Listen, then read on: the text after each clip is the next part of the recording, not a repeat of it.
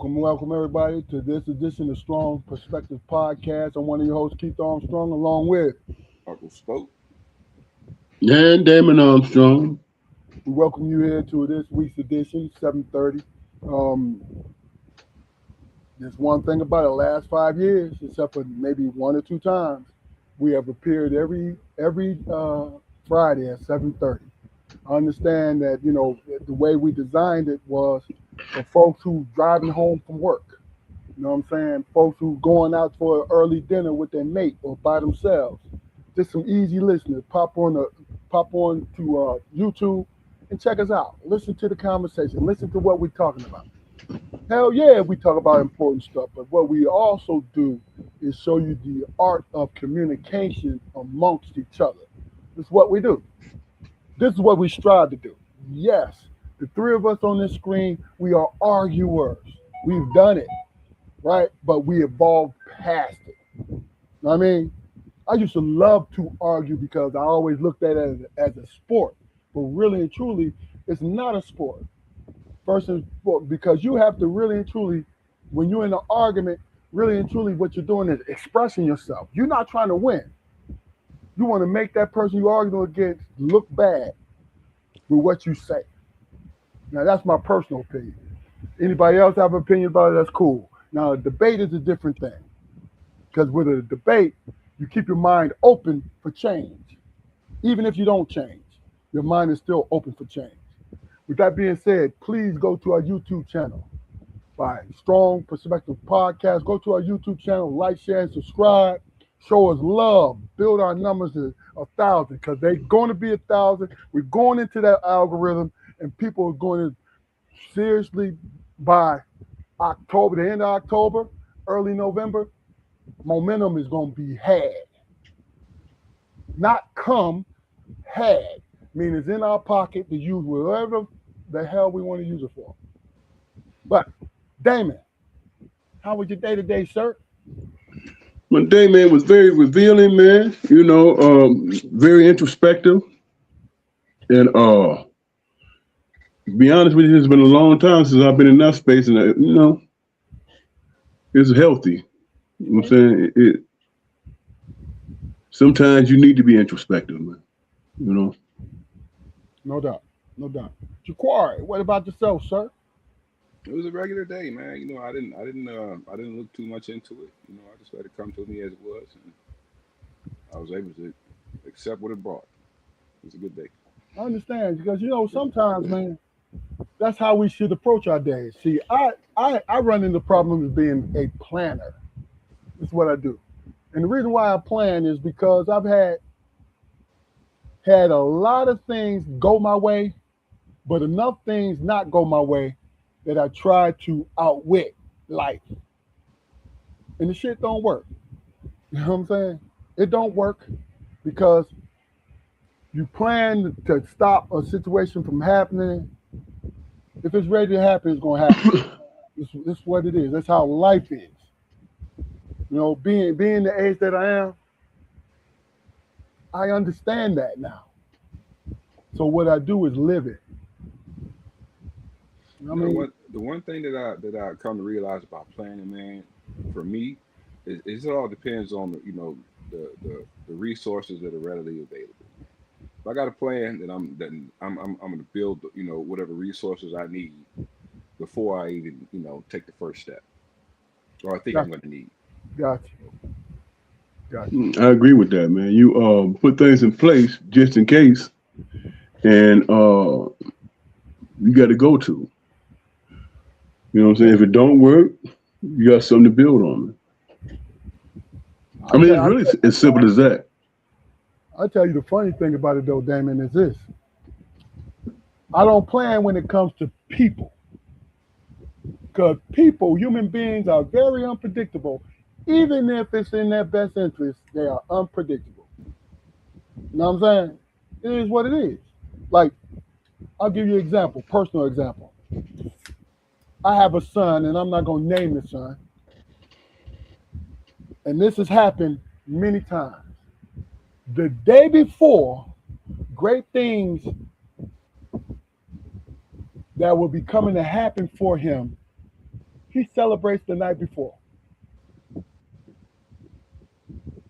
If he has a great move, if he has to get up and he has to get up and pack and move, if he has to do something great, for some reason he goes out and celebrate the moment before the moment comes. I get it. I get it, but I don't think it's a smart thing. And that's my own personal opinion. Well, I mean that. I mean, but you're leaning too more. Let me just say this: you're leaning too much on other people when you do that. Well, I'm not. Yeah, when I said I respect it, man, I didn't really factor in anybody else. I mean, it's like, for example, the way you pray or whatever, you thank God for the things that you want already. You speak it into existence. You know what I mean? It's like when you go fishing, you just take a pole. But when I go fishing, I take some cornmeal and some, in the frying pan.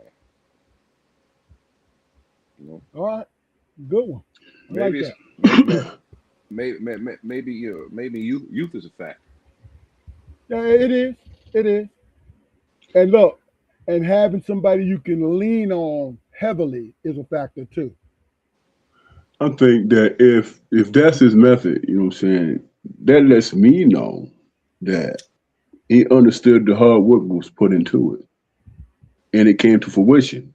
So he was like, "Hey man, I can celebrate a little bit because we don't know the struggle that entailed getting to that point." You know what I'm saying? Celebrate after it happens, my guy. Celebrate afterwards. That's my whole thing. No, everybody has the right, and especially when they put in hard work, has the right to celebrate. But when you know you have to be on your best, you got to be 10 toes the next day. Go home and go to sleep. That's all I'm saying. Everybody ain't got that discipline, man. I get it. Just ain't got that discipline. It's like, man, damn, I'm finally here. You know what I'm saying? I can see it. You can see it. Well, you know what? Shit happens every day, man. Things can derail, bro. I get it. So you want to get things can derail, but you don't think about that in before. If they derail, you want to get that celebration in first.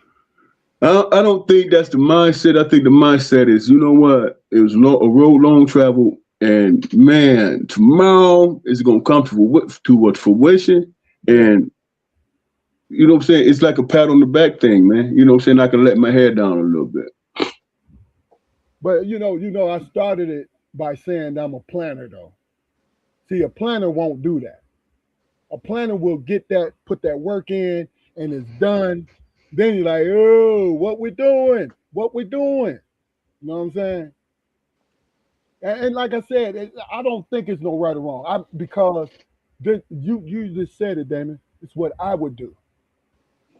Me personally is what I would do. You know what I mean? But there's sometimes, man, our journeys, right?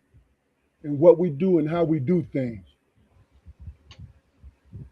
We could be going through the same thing. And tell me, guys, if you can relate to this. I want your answers. We could go through the same things, but we're not experiencing the same thing. We could be going through it at side by side, but the way I see it and the way you see it might be totally different. What do you guys think? Absolutely. I mean, if it's a venture that we're going into together, depending on personal investment, yeah, absolutely. Okay. Damon, what do you think? I think that, yeah, we experience different. And I think it's all about attitude, how you see it. You know what I'm saying? You can have a roadblock and understand that you have the capability to overcome it. Where somebody else next to you be like, man, here we go again with this. You know what I'm saying? Mm-hmm. Mm-hmm. I literally think it's about the wisdom that you gain and the attitude that you bring to it. You know what I'm saying? If you gain that wisdom, you understand that, you know what, whatever comes my way, I know I'm gonna be all right, man, because I've been here before. Yeah. you know.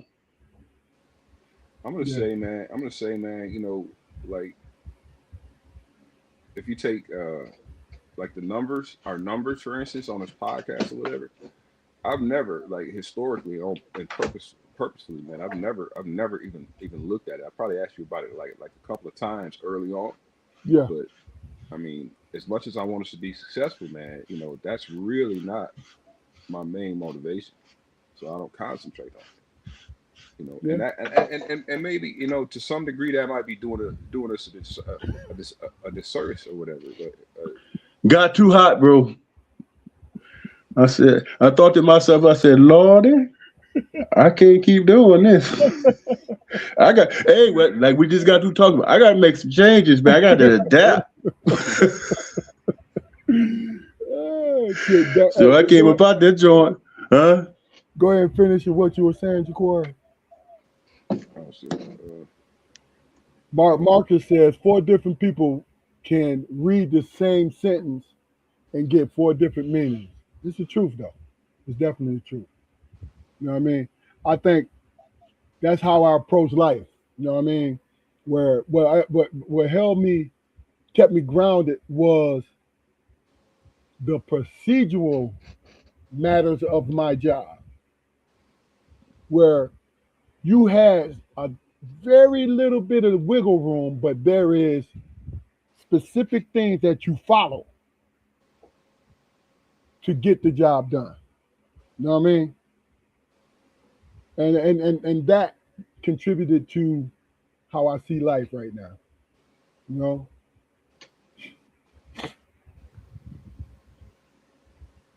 Okay. When I posted this episode, it always asks you, you know, is there something that you want, you know, that you want people to comment on, right? And what I said was, and Damon and Jaquari, and also Marcus, if you and I want your opinion on this. Say, do you connect your pride and self-worth with your mate? Do you connect your pride and self-worth to your mate? Now, you could be as casual as you want to be, or as serious as what you want to be. Why I came up with that question is this.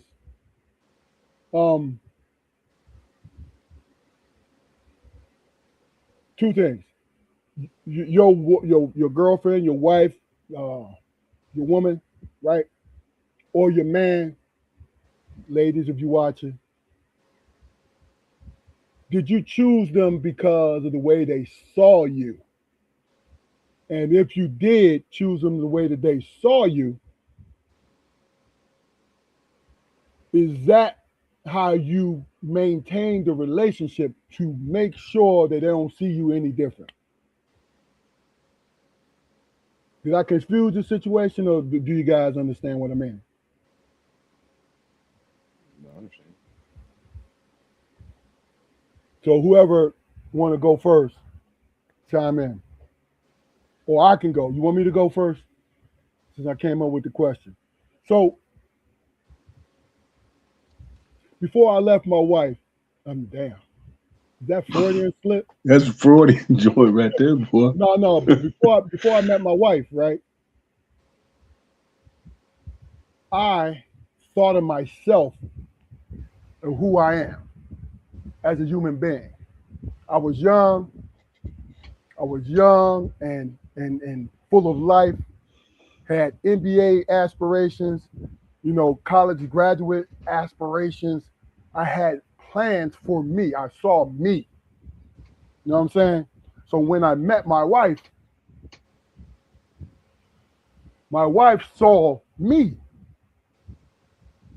So when I approached her, I was me. Not somebody I pretended to be. Not somebody that oh yeah, I'm this, I'm that, I'm so and so. You know, Terrace One, baby. You know what I'm saying? No.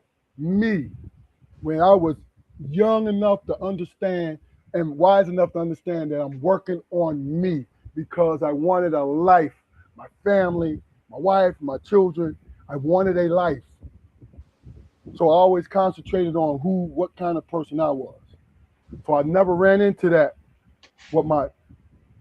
I cared about how she saw me, but it did not destroy.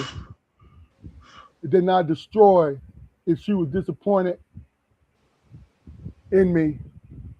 It didn't knock me to my knees. I addressed the disappointment and I moved on.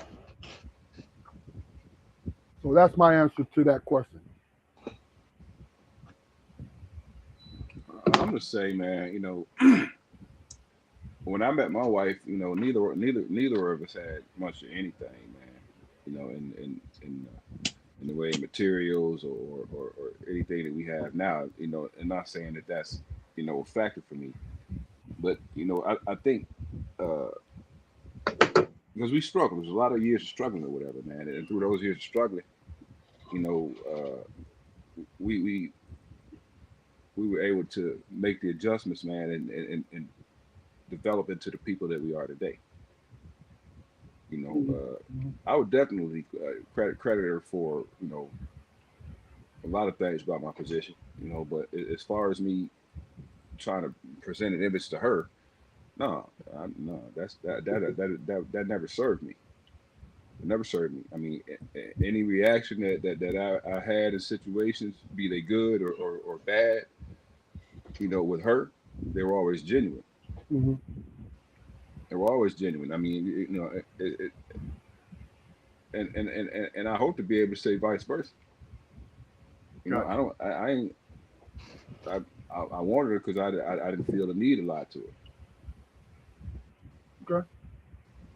Put people in the comments, please. The question is, do you connect your pride and self-worth to your mate?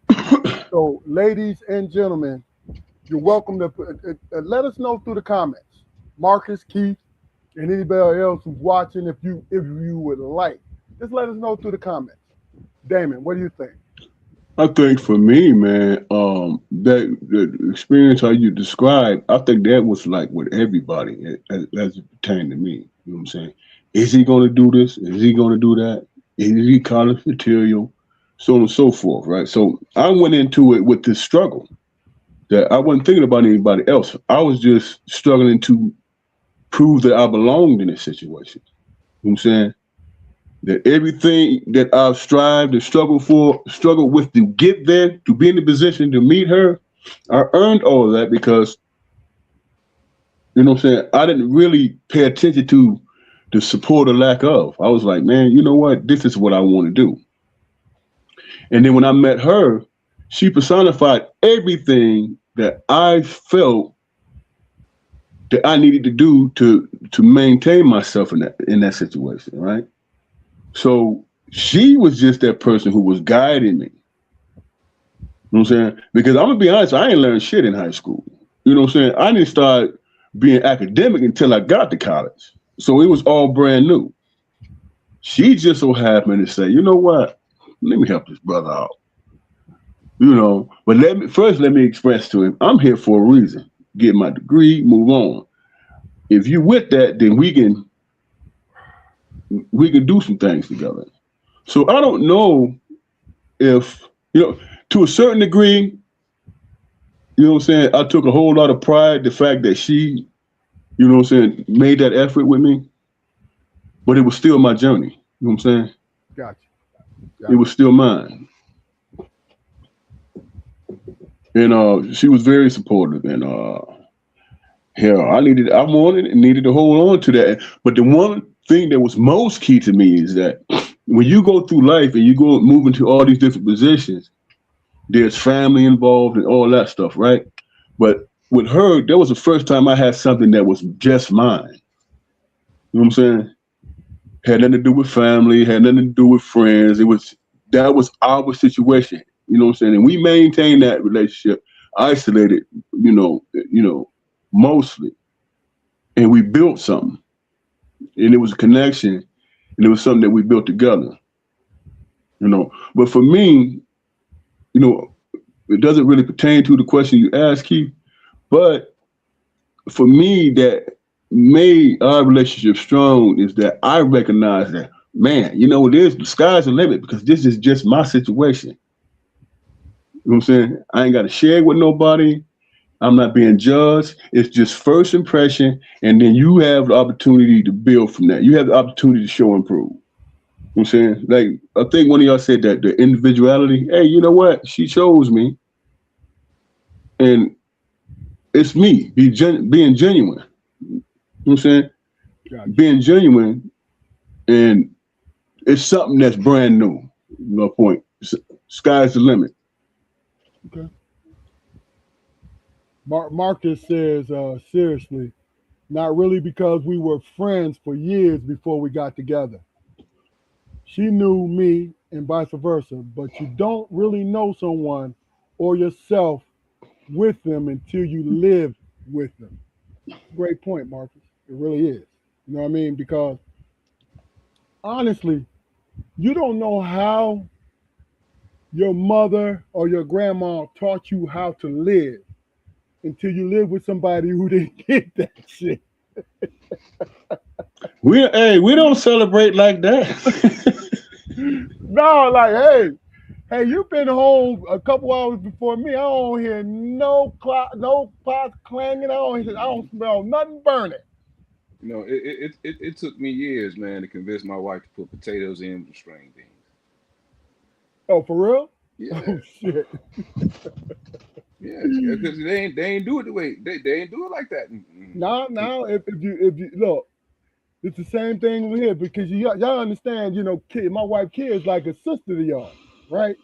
My mom, remember when mom cooked the string beans with the potatoes in it? She thought that was a new invention on food. She's like, man, what is this? When is because her mom and family just cooked the string beans. Now it's hella string beans now. It's a hell of a taste to them now. But you know, we used to the potatoes and stuff like that. You know what I mean? Bacon and onions and shit. Yeah. Yes, indeed. Yes, Look here. One connection with my wife, man. That the exact opposite. I had to show her some shit. See, we ate everything from scratch. We ate out the garden. yeah. You know what I'm saying? Out the deep freeze, all that. So every time I sat in the kitchen, I was making shit from scratch. Oh, well, let's get this box. I don't know nothing about that.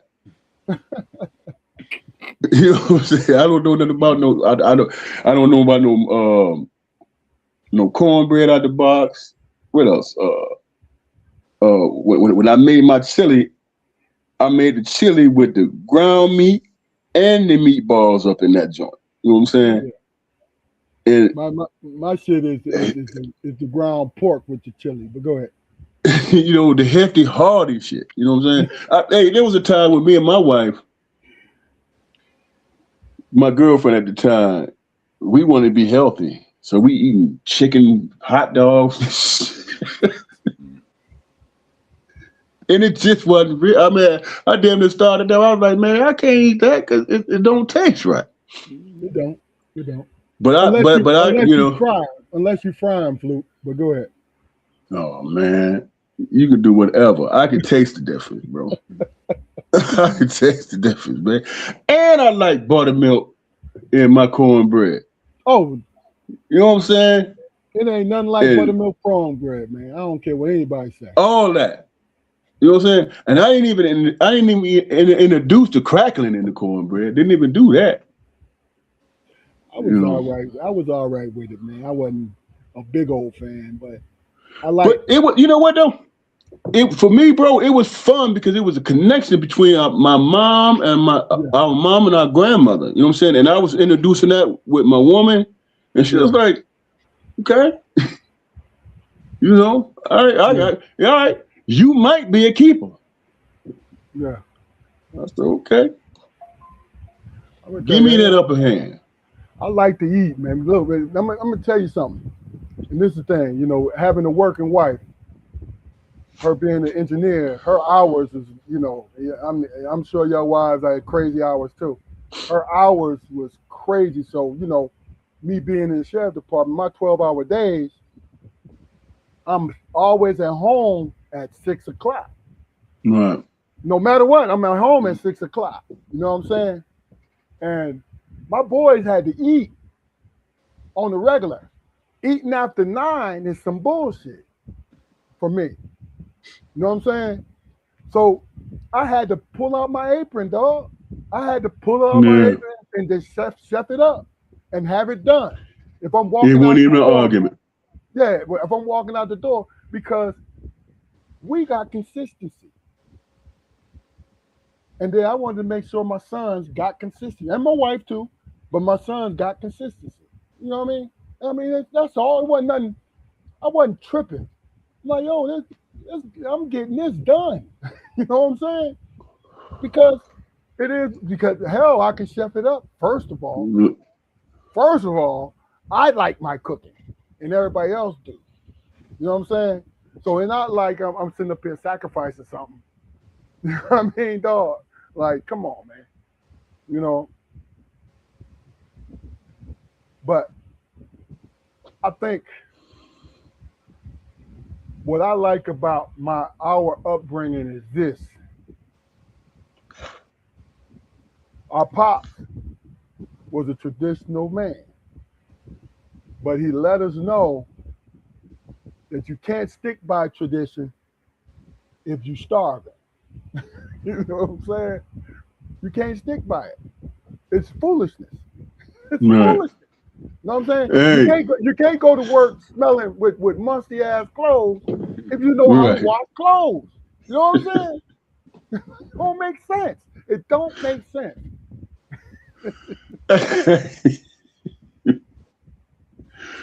His one-liners, man, used to be. Hey, remember, man. I remember one time, uh, we was like just finding something to eat, right? We was eating peanut butter and jelly sandwiches. Yep. And he worked third shift, so so and he used to drive from Detroit from River Rouge to Ipsy every night. Got home, went to sleep, woke up.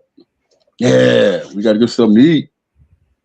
It wasn't nothing to eat but peanut butter and jelly sandwiches, right? So he was salty as hell about it.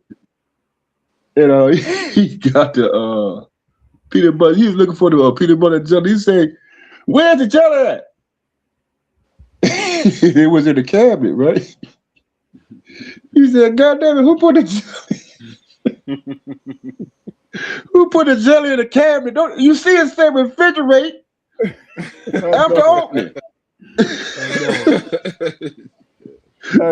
opening. And then once he got over that, he said, "Man, I got to eat something, man." Right? He opened that jar up with the jelly. It was peanut butter on the inside. It was peanut butter inside the jelly. He said, "Well, I'll just be damned." Hell yeah. He said, "I gotta eat this shit unrefrigerated with peanut butter inside of it." Yeah. Yeah, he was traditional, man. He had an expectation for real, man. I'm gonna tell y'all what made me start cooking for all three of us. Right? We got up one Saturday and no, it was one Sunday, and Easter Star and the Masons had a meeting. You know what I'm saying? So them things was all day, right? And all we had was leftovers, but we three hungry ass dudes, so them leftovers didn't last past breakfast, right? So we sitting in the living room. This one on Buffalo Road when we moved from Detroit to Ipsy. We was on Buffalo Road, right?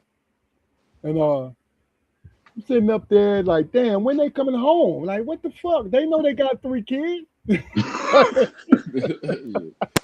So I'm sitting there, and Fluke, you was always the one. You was always the forager. You will find something, right? We ain't had no bread, so we couldn't have no syrup sandwiches, cause we dealt with them, right?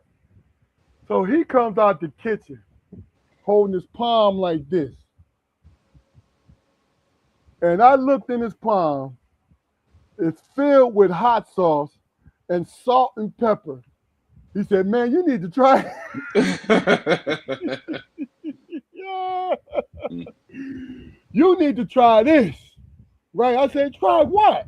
No, this tasted, man. It's good, right? He said, you won't be hungry. So we got through that, right? So one day we ain't had no syrup. I'm telling you, this is when I started cooking after this. Y'all remember? One day we ain't had no damn syrup, but we had loaves of bread. Fluke went up there, like I said, he was a fluke forager. He went up in that motherfucker, right? He come out with a sandwich, like, I said, man, what the hell is that? He opened it up. It was ketchup. He said, man, this is good. You better get on this. I was like, damn. I said, I can't do it no more. There's food in here. I started off frying the sausage links, right? Started frying the sausage links. That was cool. Then I started cooking eggs. Then I learned how to make the pancakes. I started just, I'm like, man, fuck that. Then the fish, boom, got the fish. Rah, rah, rah. Flour, boom, boom, boom. And by the time they came home, it's like, yo, what we was eating after mom started cooking, that was just, look, that was just a friend's benefit. Because we was full. You know what I'm saying? Like, shit. When I think about that shit in retrospect, man, that we on Buffalo, right? All we had to do was cross Hamilton and go over to the grandparents' house. hey, pick out the garden, get full, climb a tree, good full. You know what I'm saying? Go in the deep freeze, all that. No, wasn't nobody trying to get cussed out by our parents, man. Man, that's all we had to do, though. You're right. Just crossing the street. We didn't even have to go in the house. Like I said, we can go in the backyard. There's a big ass garden back there. We can climb 2 or 3 trees with 3 or 4 damn fruits hanging from the tree. We can sneak and do that. You think about it, Fluke. When I finally understood the assignment, we was eating good. I was cutting up the potatoes. I don't care. Look, we had fucking potatoes, fried potatoes, steak fries for dinner. But I cooked up like half a bag of them motherfuckers. It was piled up like, look, where the ketchup? Let's make it happen, Captain. You know what I'm saying? You know what, man? And it's the wildest shit to me, man. But I know people who claim to have never had a syrup sandwich before, man. Who never ate goddamn saltines and butter before. Oh yeah, man. That was the best thing. Our Aunt Cheryl introduced me to that. Yeah, I'm like, where were you a child at? What? Look, one of these when you wait for dinner, hey folks, when you waiting for dinner to be cooked, get you some saltines, either some butter, or if you want to do some can't believe it's a butter, put it on there. You would not believe how good that thing tastes. That's real. That's real. And it's a snack, and the cracker's gonna fill you up anyway. Mm-hmm. Damn cholesterol high as hell. But see, we was active then. We can go out and run and exercise and all that. I wouldn't change a damn thing. I'm gonna be honest with y'all, man. I wouldn't. Yeah. So let me ask y'all a question. I was in the barbershop the other day.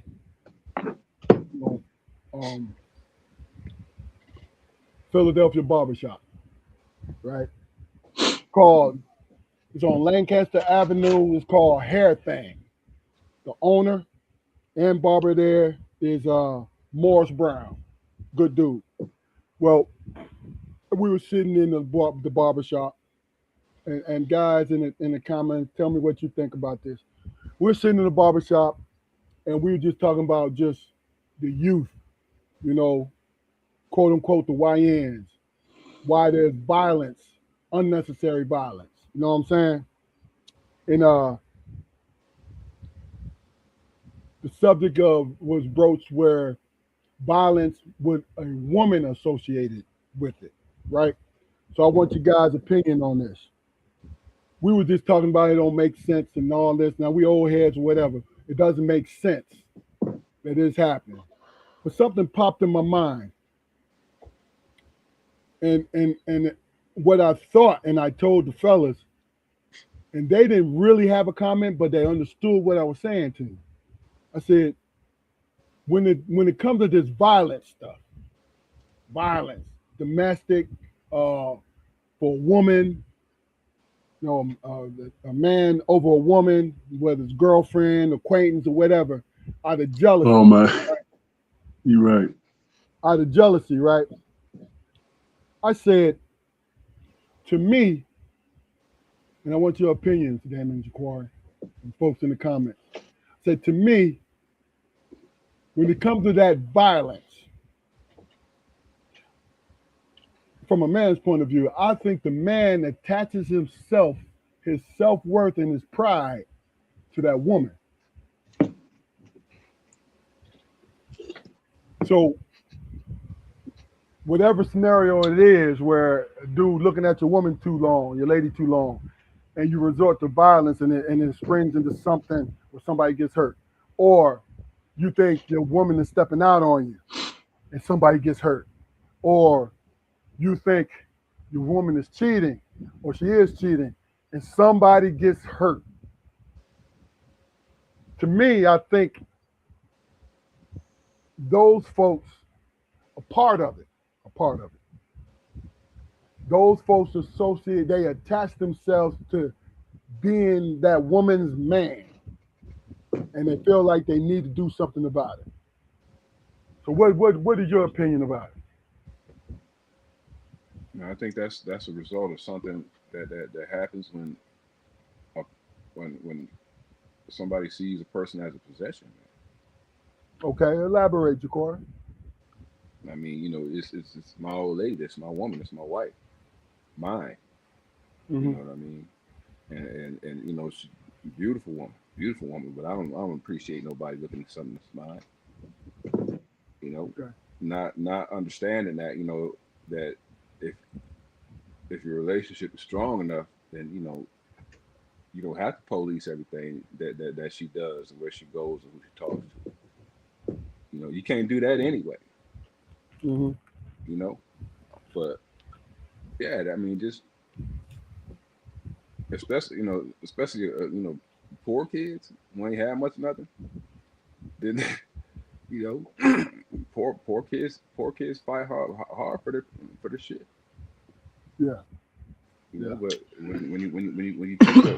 when you take the personification away from a person, then yeah, that's what I'm gonna say, man. They feel like they're protecting a thing instead of a person.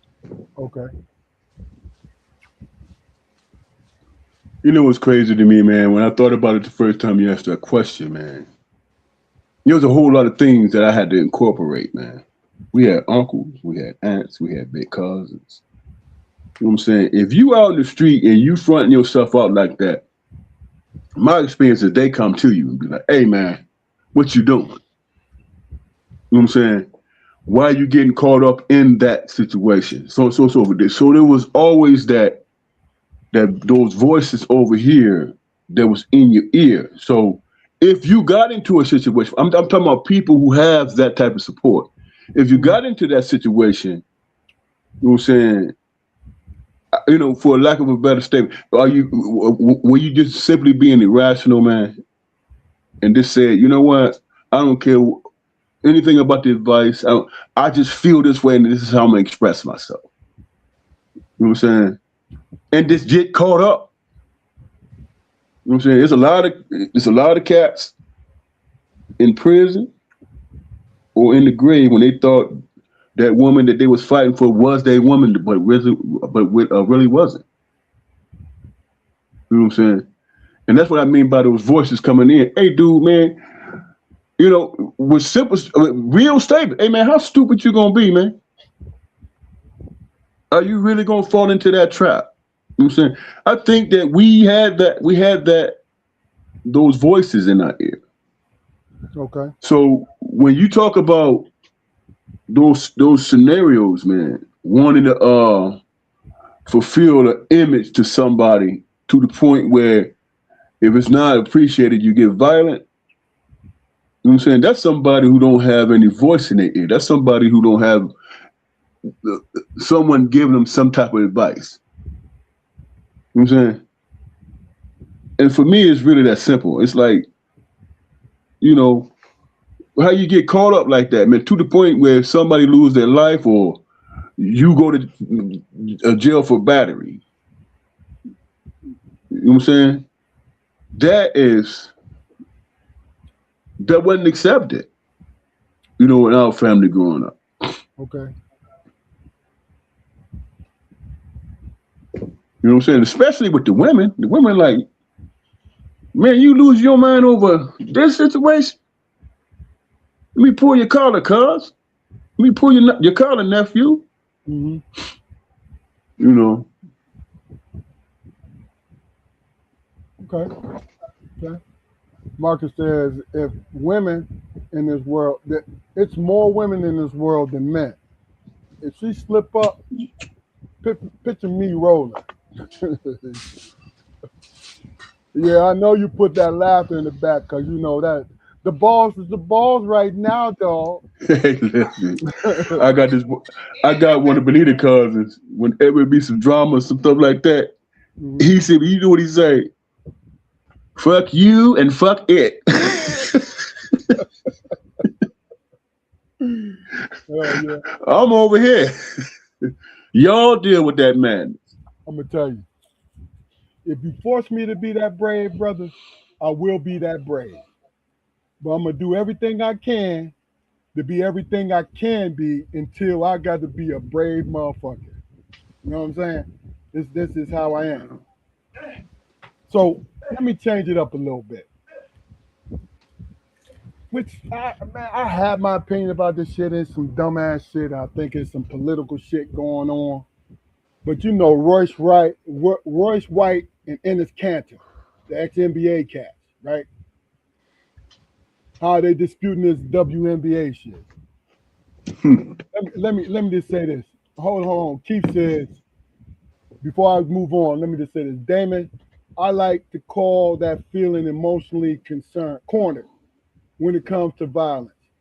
They don't have the skill to deal with it and at the moment. Isn't that a lack of still a choice though? Right, it's still a choice, and isn't that a lack of having some type of mentor or somebody to guide you through it? But I think overwhelmingly, man, it's a lack of resources to even be taught that in the first place. Okay, right. We tell our children, we tell our children all these things about how life is and how it's supposed to go and how a reasonable, respectable young man, young woman, adult conducts themselves, and we do the best. We probably do the best we can to teach them those lessons while they're in the home. Okay. They're not in the home all the time, you know, and you know with people's learning patterns or whatever. You know, you got to do more to just pay these things lip service. You got to actively try to, you know, teach a person through a situation, right? If it's safe to do so. It's always the case. I agree with that. I agree with that. I just think when it comes down to it, if you think it's wrong, right? Like when we look at it that way, we technically saying that they don't know no better, right?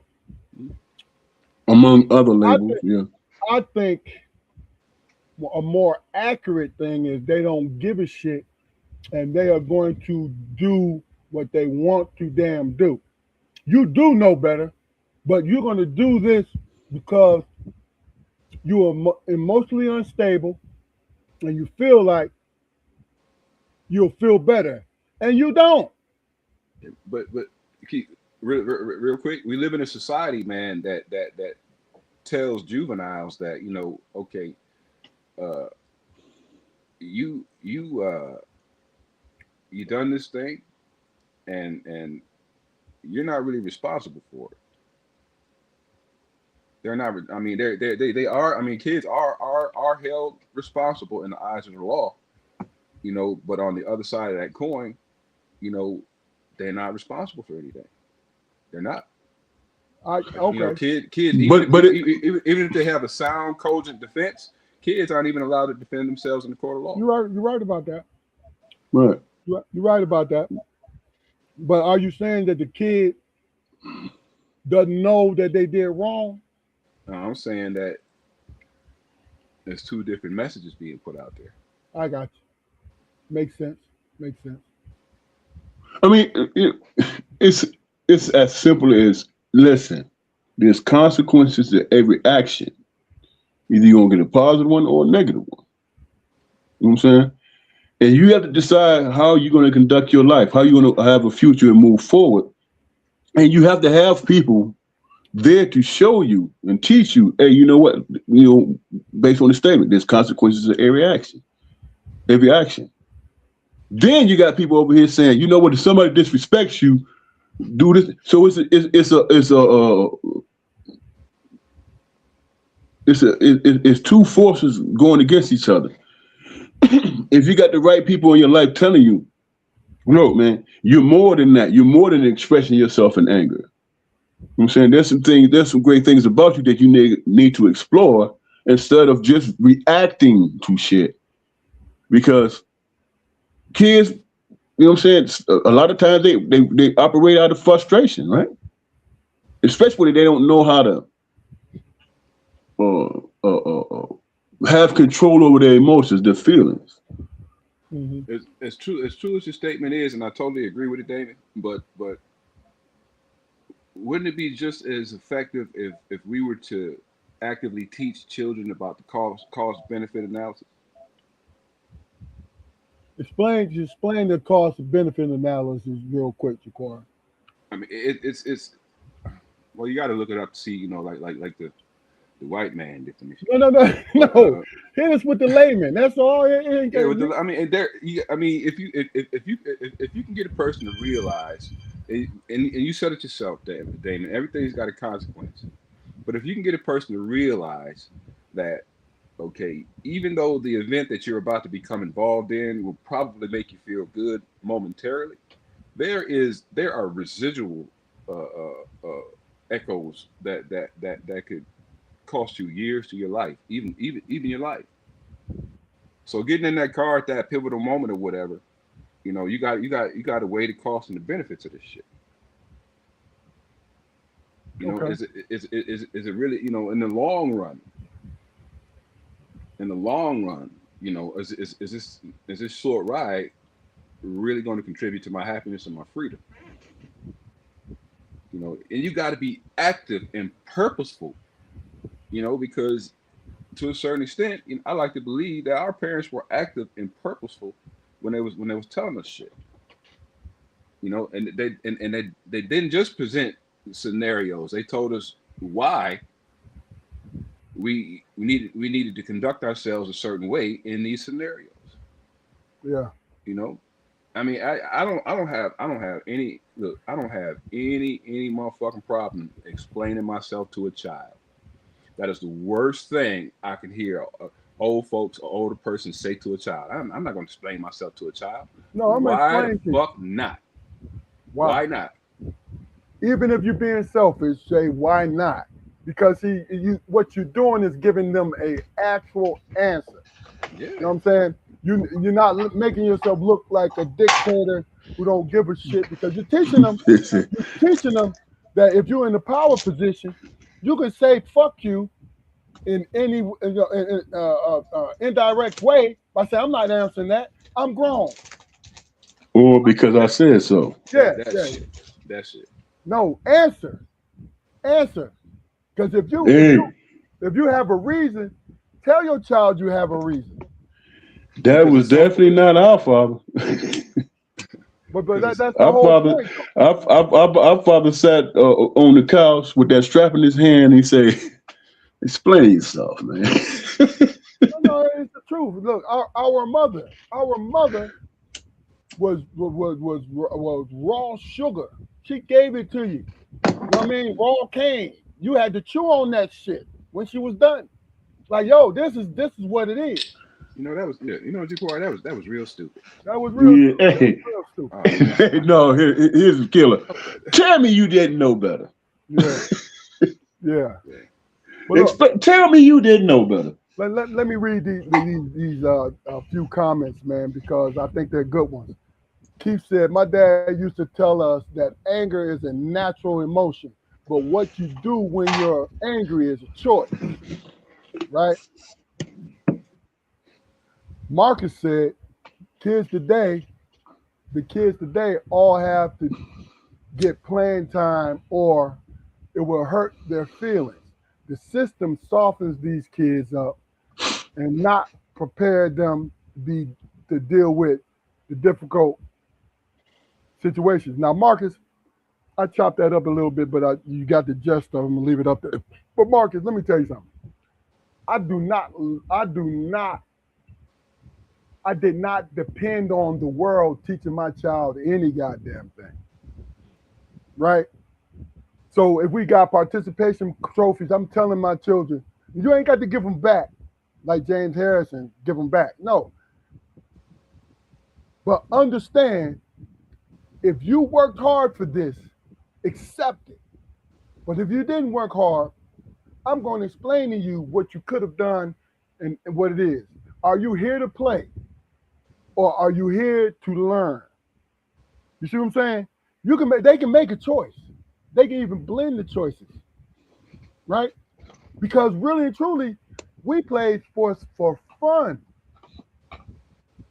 Even if my child and both my children was extremely talented, but my oldest son was definitely that.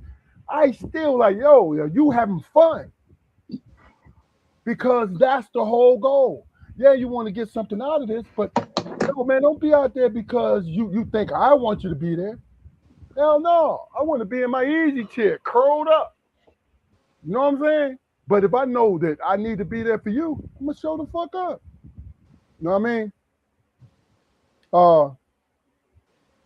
Keith said, yeah, Marcus.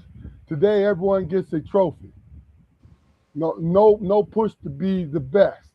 I'm with it. I understand it.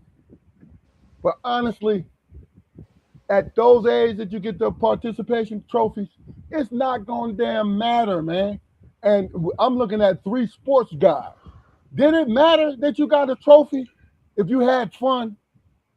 Hey man, look, every trophy, and this is in all seriousness, man. Every trophy, every medal I got in high school or whatever, man, I earned that shit. I earned it. You know what I mean? Exactly my point. And there wasn't no participation shit, man. In your mind, yes, sir. I worked hard for that shit. You know what I mean? So, you know, I get it. But I mean, and I don't see nothing wrong with it. But do not have this expectation because your child collected a lot of trophies, and half of them are participation trophies, that he's going to make it to the next level by you pushing him and doing all these different things. What you need to do is set that foundation of that son or daughter having fun at what they do, and then tap into their work ethic. That's it. When I was in college, man, we used to have tournaments and stuff like that, right, over the holidays, right? And when you became player of the game, you got a steak dinner. Mm-hmm. And I won like 3 of them joints in a row. And me and my woman went out to eat. And the next time the tournament came around, she said, "What you gonna do?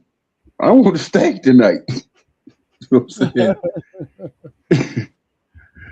I go out there and win the damn steak. I got about 10 of them joints. We became such regulars, man. They knew how to fix our shit or whatever. But my point is, basketball was an avenue to get there, man. But for me, my motivation was going out to dinner with my woman, having a steak. You know what I'm saying? Yeah. Sitting in that space. Yeah. You know, and I did whatever I had to do to earn them joints, man. I never said, I didn't walk around bragging, hey man, I was best guy in the tournament. I didn't do none of that shit. I was like, man, I'm finna eat a steak, big ass joints too. And go home miserable. Because it will earn. So go ahead. The one thing, man, that made my athletic career like real fucking real to me, man, was the fact that I just thought I was gonna go out and just be automatic at every fucking thing, man. Just primarily just because of y'all. That's the attitude you gotta have, though, bro. Yeah, but I mean that's just it just, especially in basketball, man, it just wasn't it just wasn't the same, and I like to believe that I worked hard at it. Uh-huh. I like to believe that I worked, and I probably didn't. Because at the time I was a big old lazy ass motherfucker, man. But it was, there were times, man, where I really thought, not that I could do something with this shit, man. No, man. It was times where I thought, shit, I'm pretty good at this shit. Mm-hmm. I'm pretty good at this shit. My mistake, man, was looking for praise. There you go. Praise. There you go. Praise it for some reason. Because you always have your detractors, man. Everybody got an opinion about some shit. Always. You know what I'm saying? Looking for praise that for some reason I refuse to give myself. Good point, Jaquan. I gave my man had me come and talk to a couple of his teams and shit. And he wanted me to come under the auspices of this is a Hall of Fame, man. He want to give y'all, good information on how to be a college basketball player and all that stuff. And both times, man, I went and I talked about, man, it was a whole lot of more shit I could have accomplished. You know what I'm saying? I didn't do it because I loved it. I did it because somebody had an opinion. Somebody told me I couldn't do it. And then my man, he came to me, he said, dude, you know what you accomplished here? I had no fucking idea. No fucking idea. I had no idea. I think is the fact that you had whatever you did, you had a reason for doing it, and it had nothing to do with anything outside. You know what I'm saying? Like I played basketball, I played football because I loved it. And I just so happened to be gifted at both. You understand what I'm saying? And that was it. Nothing more, nothing less. I loved the time that we grew up in. I had to find entertainment. I had to find something to love. See, that's what with my generation, that's why we did it. We loved it because it took our mind off the bullshit. You know what I'm saying? The bullshit. With me, right? I didn't get into, and it's not taking away from you, Damon. I didn't get into motherfucker telling me you ain't gonna make it because they always did. They always did. So it didn't matter to me. You know why? Because I was grateful to have outlets. Look, small outlets when it came away from life, man. Hey, I played Division II. You played Division I. And I did my thing. I'm, not bad, but I did my thing. But do you know, every year somebody would say to me, well, you ain't your brother. It had no reason to say it, did they? You know what I'm saying? You ain't your brother, man. Do you understand? And I'm like, hey, man. And I was like, yeah, man, but you here with us. But see, here's the thing. You know what I'm saying? Not to interrupt you, Damon. Here's the thing. What I just said, they never said to me because I wouldn't allow them to say it to me because all they wanted to do was bring me down because they did not have my talent. So that right there, I was not going to feed into. because I was doing things that I love and it got my mind off the bullshit. This is how crazy this is. Y'all know how much bullshit we had to deal with.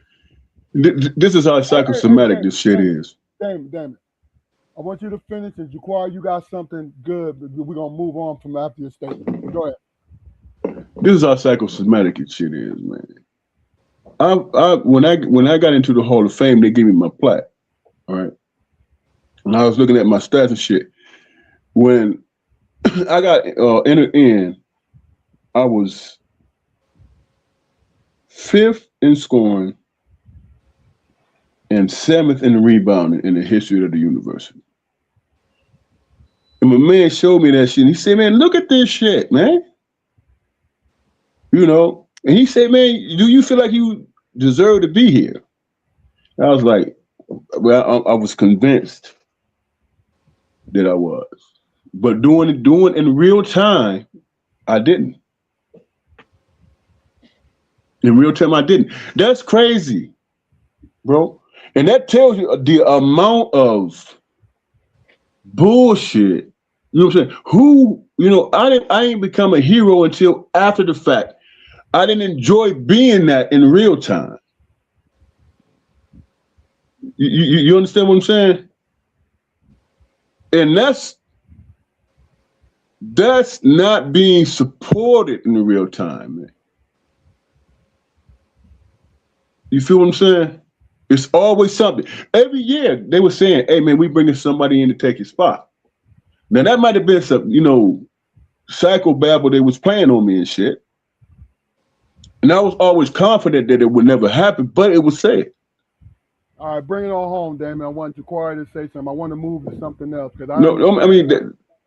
I'm just saying, when you think about it in terms of your kids and somebody you have access to, young people you have access to, you got to get them to understand what it is that they are great at, man, and how they're putting it in action so they can see it in real time. Yes, sir. Yes, sir.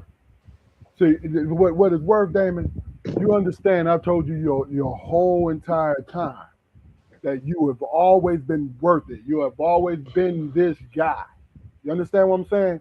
And when you got angry, you made sure people knew it. You understand what I'm saying to you? Yeah. So that life, what you talking about now, this is what you conquered. This is a view. This is a view from the outside. I think it's all about being healthy, though, man. Yeah, when you're dealing with individuals. Conquer is health, man. You know what I'm saying? Yeah. Quiet. So what do you think? Hey, man, you know, it's something to be said about self-promotion, man. You know, you can call it arrogance, you can call it, you know, being braggadocious or whatever, man. But you know, when you're a young athlete, man, you got to have a high opinion of yourself. You got to have you got to know that the work that you put in, man, it means something to you. Not only is it a team effort, it is something that is building you, man. And that's the thing that I missed about my whole athletic career. You know what I mean? I did not personalize it enough. Right. You know, and who's to say I would you know, would have garnered any more success from it than I did. But at the time, as you said, David, man, in real time, you know, I didn't see anything but the struggle, man. I didn't see anything but the struggle, you know. And as I got older, you know, I would find myself talking about the shit that I did when I was younger. You know, and I'm like, well, fuck, you know, I don't want to be that guy. Back in my day, you know, because you know, quiet as kept, especially on the field, man. You know, shit, it was a lot of motherfuckers that, you know, just didn't have what I had, man. Yeah. You know, I mean, I was consistently outrunning running backs, and if you hear, you know who you are, and if you want, we can run it today, and I dust your motherfucking ass off. I would dust you the fuck off still. That's what I should have had when I was a young man. I think y'all both speaking on this the true grit that you was born with. You know what I'm saying? I mean, it's the real shit. I had to have somebody. I had to have somebody make me angry. Had to have a nemesis, man. Yeah. Look, when that That's anger, the bad. I think that's the negative part of it, man. It has to be. It has to have a enemy, a nemesis, man, that you're competing against instead of recognizing what you accomplishing in real time. Exactly. yes, sir. Talking about Becoming it. a monster Yeah. to be the best that you are. That Exactly. you know, Yeah. sometimes that's Always a wrong. monster. Sometimes that's wrong because you miss out on a lot. You know Being what I'm saying? being a monster and becoming a monster, man. You know, you put yourself in that fucking in that position, man, and you Yeah. don't know what to damn do. Yeah. You Yeah. know, like shit. This is what you started with, and now you're trying to you're trying to tame it and focus it because of anger. But you got to play angry all the time, Mhm. and that's not just because that's just having a competitive nature, man. Okay. The last thing on this, and I want y'all, I want a quick response before we move to the Ennis Cantor and White situation. Keith said, would it bother you if you had the respect of your peers, but not the ones that could help you advance? I'm still bitter about this type of behavior today. I, It definitely does, man. It definitely did. You know what I mean? Just understanding who you are, and then the people who you in the trenches with, standing shoulder to shoulder with, mm, have it. They have a respect for you, a reverence for you, or whatever. But it don't translate past that. You like, and you like, well, fuck. Why am I working hard, killing myself? I get it. You're doing it for yourself, man. You're doing it for your name. You're right. It took me for key people to say, man, what the fuck you mean you don't know? You know, bro, what you mean you don't know? I'm like, I don't know, bro. And they thought I was playing a game or being on some bullshit. And I was just speaking the truth. I was like, dude, I didn't experience that shit in real time.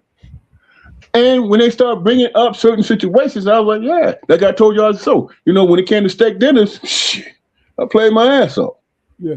You know what I'm saying? But that was for something else. It wasn't because of basketball. I mean, it was because of basketball. And that was the catalyst. But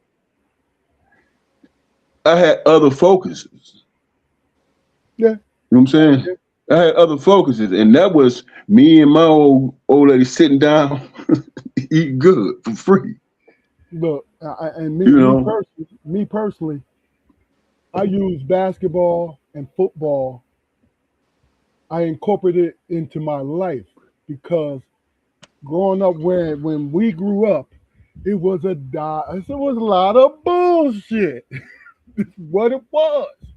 They wouldn't know where to go, man. It was a lot of bullshit. Wouldn't So know I where to go. used it as a tool. And I became the founding member of fuck y'all. I don't give a fuck what you say. I was a founding member of that. And you know me, I always tried to do what? I tried to do the best I could and get along. But when you push me past that point, you was going to hear, fuck you, and I don't give a fuck.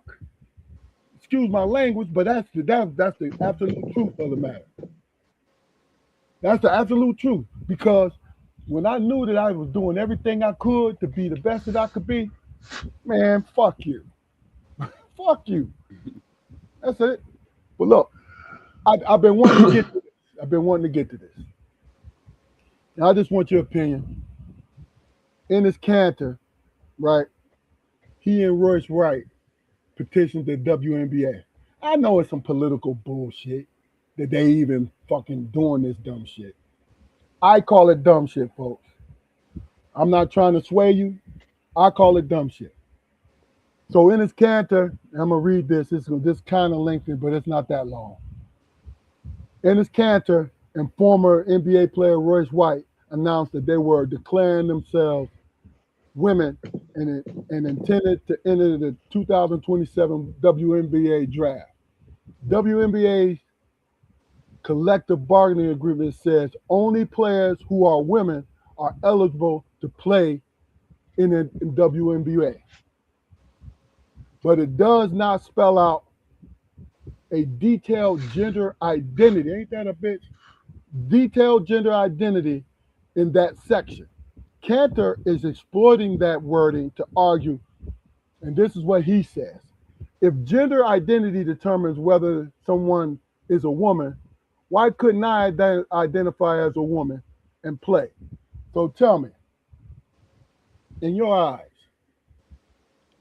what do you think he and Royce White are trying to do? This is your opinion. You don't have to be right on the arm. In your opinion, what do you think they're trying to do? Folks in the comments, let us know what you think. For me, in his content, don't he have dual citizenship, man? And he American and Egyptian? He might be. Let him take his ass back to one of the Muslim countries with that bullshit. You know what I'm saying? He just trying to be relevant, man. He was a decent player. Yeah. Now all that shit is fading away. He's trying to be relevant. So he's going to come. He's a Fox guy. But go ahead, Dana. He's gonna state in this country that bullshit, but you just described all that stuff. If you're a real champion of this shit, go back to your other country that you assisted of and speak on that shit. He banned from there though. Right. Wherever he's from, they don't want him to come back. He'll be arrested. But go ahead. Right. He's a clown ass dude, man, because he's being disingenuous and shit. You know what I'm saying? Okay, so maybe he believed in how they conduct themselves over there and against gender situations. Maybe he believed in that stuff, and if that's what he's standing on, then by all means do and say what he's gonna say. But don't say shit with your whole damn chest and don't go back to your other country where you're truly from and take a stand on shit. Okay. And take a stand on shit. You're a coward, man. Jaquari, before you go, let me read this. So he's not seriously trying to become a WNBA player in the normal basketball sense. It's a political, social protest designed to make a point about transgender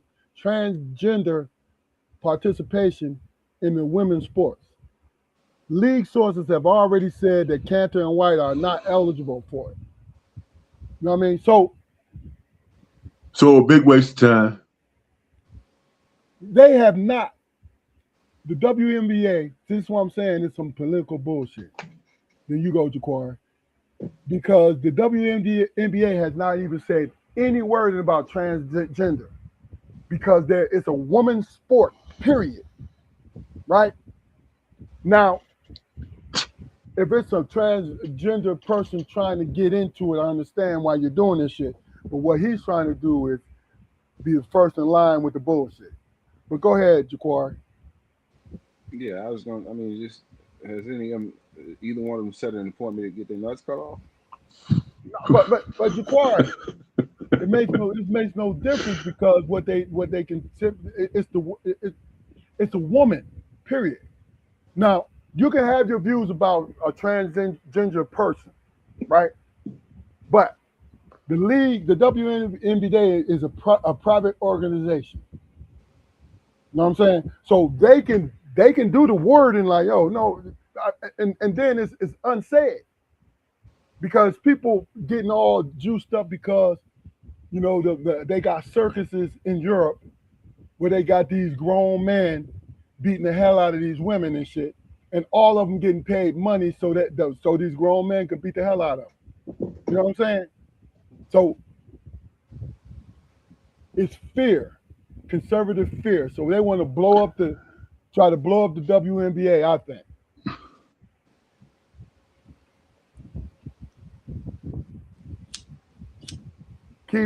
They're trying to, what he's trying to do is we want to be the first to create the dialogue where you need to put in the wording and no trans, because he's on that conservative side. He's a Fox guy. You know what I mean? Man, what the hell that got to do with any damn thing, man? Is it truly a distraction, man? He getting this much juice, this much energy for what? He don't even give a shit how it affects his life. He just want to be relevant in some type of way that has absolutely nothing to do with reality, man. I agree. Nothing to do with reality. Where the hell?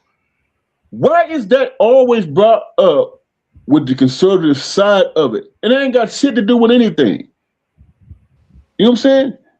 Like transgenders are taking over shit.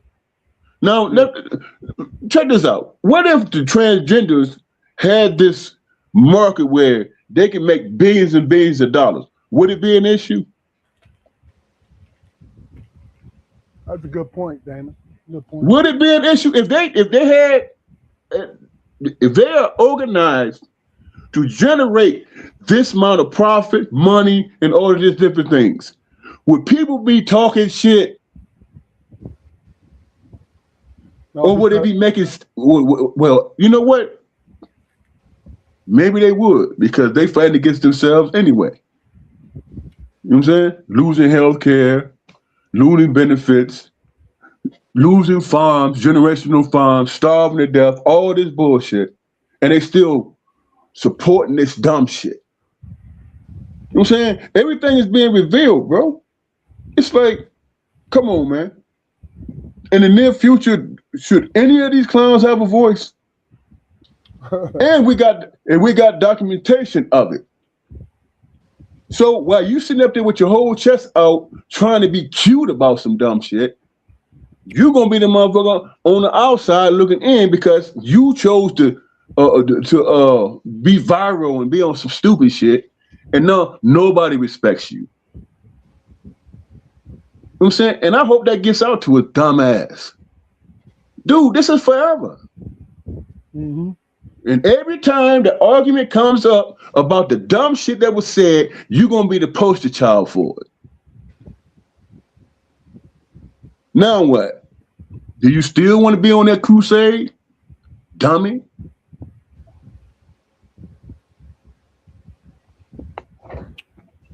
Okay. Excuse my tirade, man. It's just stupid to me, man. We talking about this shit? You know what I'm saying? I'm not talking about what we talking. I'm saying this is an issue. Yeah.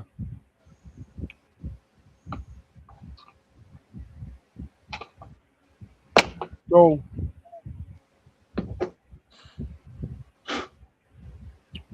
let me ask you a question. If your son comes home, lighten it up a little bit. Your son, this imaginary scenario. Your son comes home and tell you he's 18. He comes home and tell you that his 22-year-old teacher, right before he graduated, his 22-year-old teacher has interest in him, and she's waiting for him to graduate, right? And he shows you a picture of her. And very attractive woman. God damn, right? How would you feel about that? Having a little bit of fun with it. Knowing, she said, after he graduates, she's going to initiate some stuff. How would you feel about it? What would you tell your son? Look, the old me, pats on the back and, attaboy and all that, man. But, the me for the last 10 years, all I think about is the grooming, man. I think about, how the conversation about her interest in him even sparked. And I'm concerned about that. I'm very concerned about that. I just saw what Keith just wrote, but go ahead. Would mean if there hasn't been any infractions happening, it's just talk, man. You know what I'm saying? And then you have to talk to your son like, man, come on, man. Stick with somebody your age. She's too damn old. And the same conversation with her. Why are you so interested in an 18-year-old? That, you know what I'm saying? That ain't cool. That's if there hasn't been any infractions made. Yeah, that's why I put it the way that I did. Right. If there has been, then it's a fucking problem, man.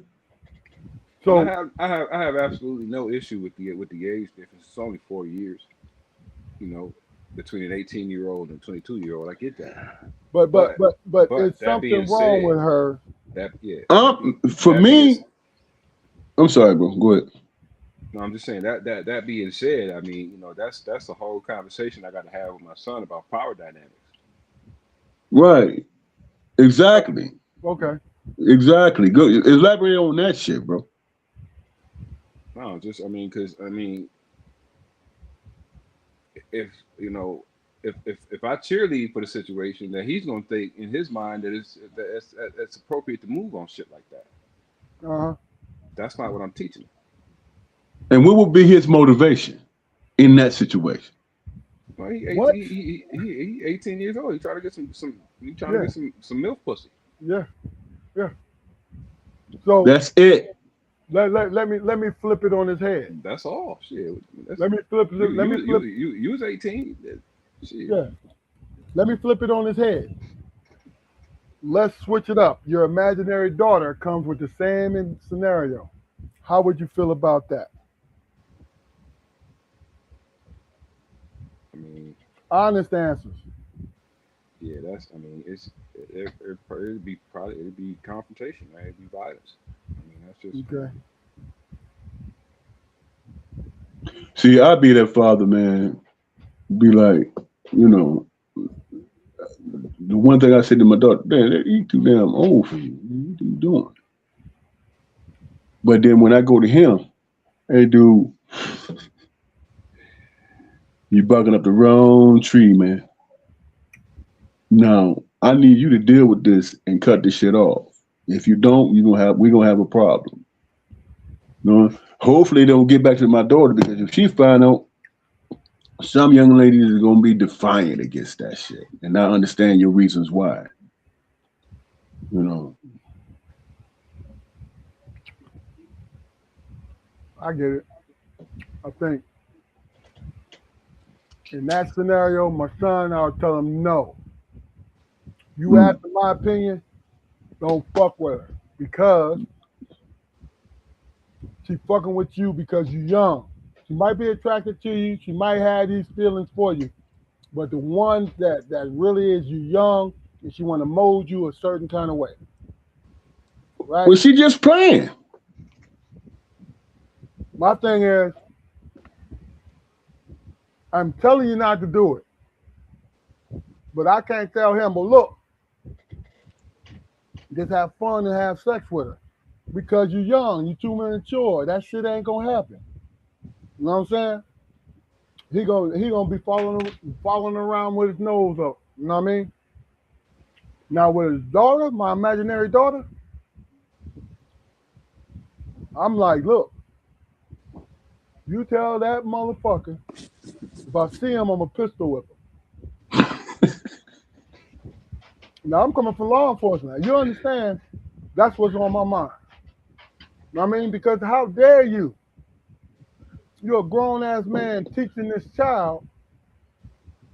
You know what I mean? Now, am I being unfair? Now, I treat the boy differently than the girl. I know this. You tell your son, dumbass, don't get caught up in that damn situation, right? And the only reason why I will treat my little girl differently is because she might get pregnant and I'm gonna have my grandchild when she's 19. You understand what I'm saying? It's that danger. Right? Look, so my girl gonna have a lot of damn sense, but she gonna try to romanticize the shit, and right. You know what I'm saying? So you gonna be that father, but when she bring him home to introduce you to him and stuff like that, you gonna be like, "Oh, hey, this is you. Yeah, hey man, how you doing? Hey man, I'm beating your motherfucking ass." You got the nerve to show up at my house? Are you out your fucking mind? You about to get the business, bro. Oh, no. And then I had my wife talking about, no, we got to take a different approach because you're going to push her towards him. I said, yeah, well, how's she going to deal with him with 2 broken hands, broken leg? She gonna date a zombie out this motherfucker?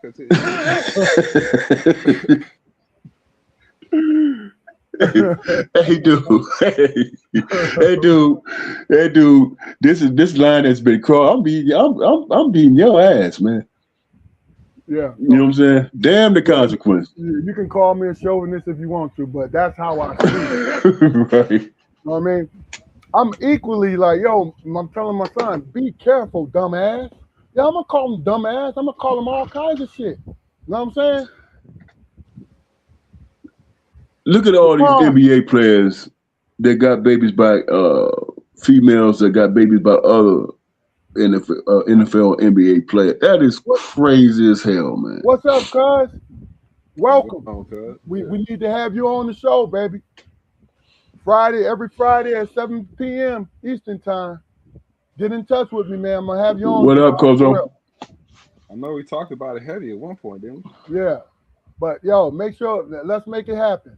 What was you saying, Damon?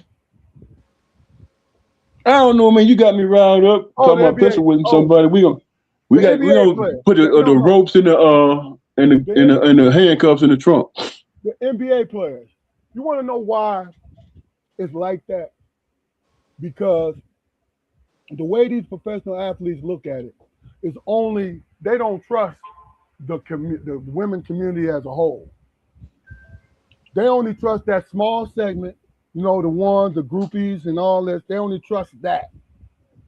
Because those are the ones that comes with good references. You feel what I'm saying? Not trying to be funny, but that's the real shit. That's the real shit. They come with good references, and that's what it is. Just like strip clubs, huh? No, it's the truth. It's the truth, bro. It's the truth. And then they so happen to be strippers and the groupies so happen to be dimes because that's their job. That's how they make a living. They're always on point. You know what I mean? They know how to talk to the guy. They know how to make them feel. You know what I'm saying? It's the truth. It's the truth, man. And it's like, because your ego is so gigantic, because you're on top of the world, you believe what this woman is saying to you. Even though your boy like, yo, dude, I'm your 6-year veteran. I've known her for 4 years. You don't want to go down that road. You know what I'm saying? But see, they isolated in the wrong way, though, man. You know what I'm saying? I believe that. You coming in that type of money, man, you got everybody coming at you. But you got somebody who say, hey, man, I don't want nothing from you. And it's a trap. You know what I'm saying? Always. NFL guys, man, where I don't think the majority of black players are with white women, right? But those white women, they got access to those white women because they are in the area of it. You know what I mean? They always around. You don't think that started in college, man? Oh, it does. It does. I think that started in college, man. For football players, it started in college. You know why? Because even though black women are very school patriotic, right? And I'm being stereotypical, folks, so bear with me. White women are definitely rah-rah. This is my squad. We love Pitt. You know what I'm saying? And then a Pitt football player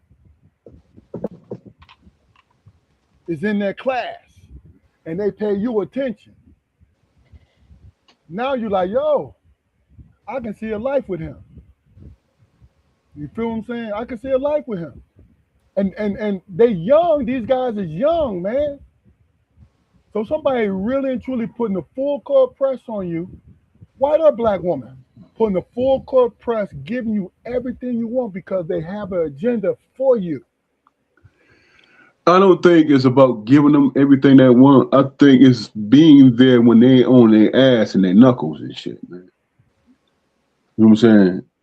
I mean, but I think it's both, bro. I think The hey, loyalty. I ain't abandoned you. I'm here. I've been here. You know But what see, I'm saying? that's the thing. That's the thing. They don't abandon you, right? But the youth, the maturity level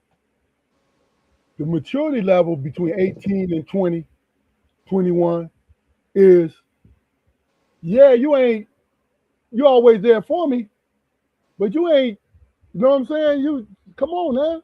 You gotta make me feel like I'm wanted. That's just how it is.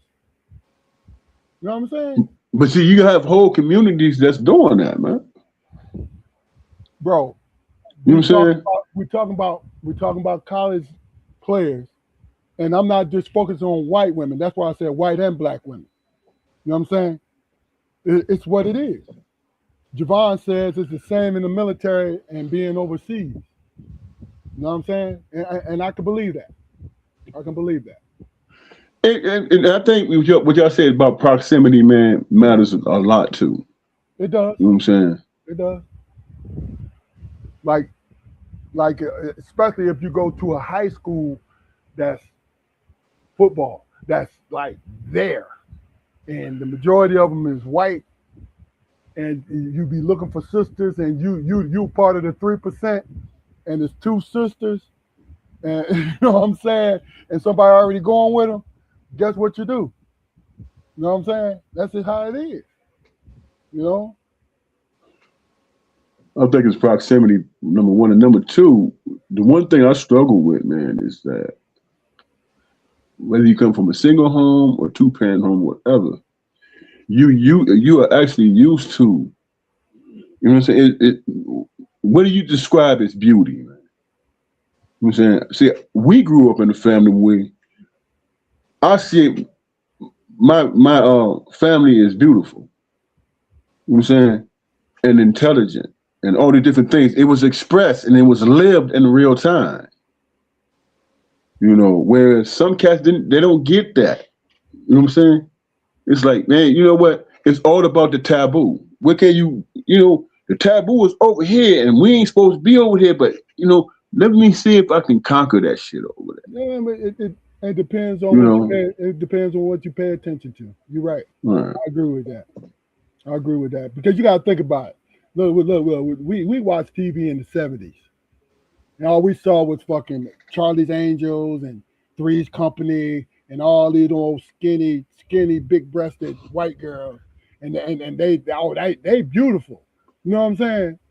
But then I had Jet magazine and Ebony magazine, There and you go, that part. look, and the black exploitation Jones too with Pam Grier, which I'm forever grateful to Pam Grier because Pam Grier was kicking everybody's ass, but she always had a nude scene. And What every about Diane Carroll? oh, and What about Lola Falana? beautiful What about women. I can go on, bro. No, but look, Flute. And for all fairness, I'm speaking on the thickness more than anything. That's why I said skinny white girls with big breasts because that's what it was. Except for, which no, she was in that category. But what do y'all think about this being funny? But Wonder Woman back in the day, well, who the fuck greenlit that? Can somebody explain that to me? Linda Carter is Mexican though. No, but maybe that's probably what it is. That's probably what it is. Linda Carter, and you know her, Raquel Welch, Uh-huh. Mexican. Gina Lota Brigida.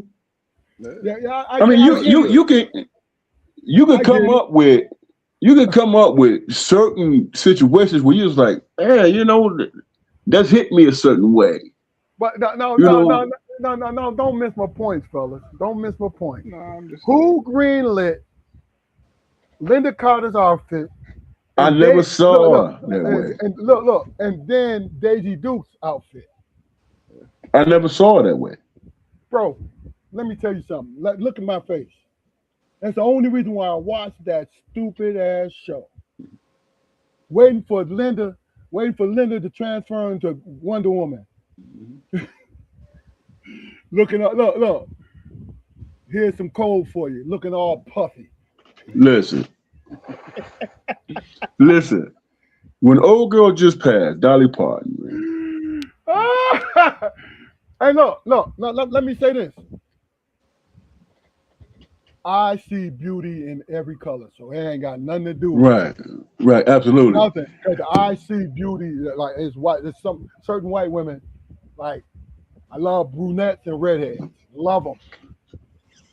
Don't let them be Amazons. They're like, oh shit, I'm gonna watch every movie every TV show she in. You know what I'm saying? So don't get me wrong, it's not like that. But you know, I love my sisters too. Love them to death. You know, but it's funny, man. It's funny. The Keith said that spin was strong. Yeah, man.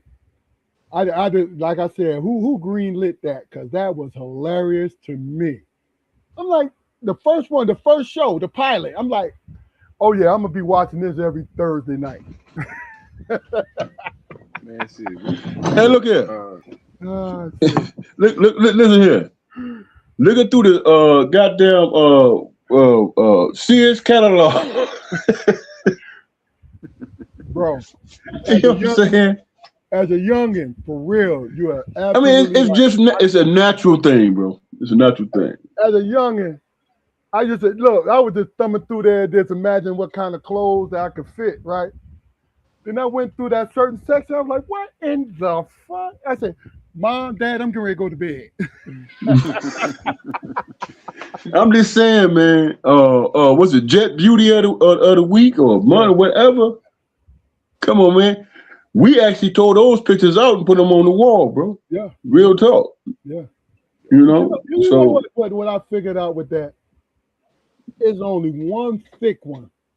And all those beauties of the week, there was only one thick one. And that was Good Times girl. What's her name? Lynette Standish. Bernadette something. Right. And it was a Christmas joint. She was dressed up in, because you know, that's the only reason why I watched Good Times, because of her. She was beautiful in the face, and them little low-rise jeans, and then just. But you know, I ain't gonna get on here being a dirty old man. Forgive me, folks. But you know what I mean. It's a funny thing how our television was like required. Can you watch the Jeffersons? Because you know I told you and Damon this before. I could never watch Good Times.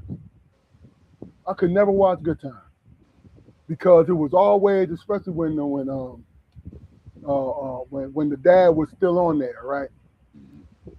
It was always every week. It was a disappointment in which they wouldn't be able to get out of their situation.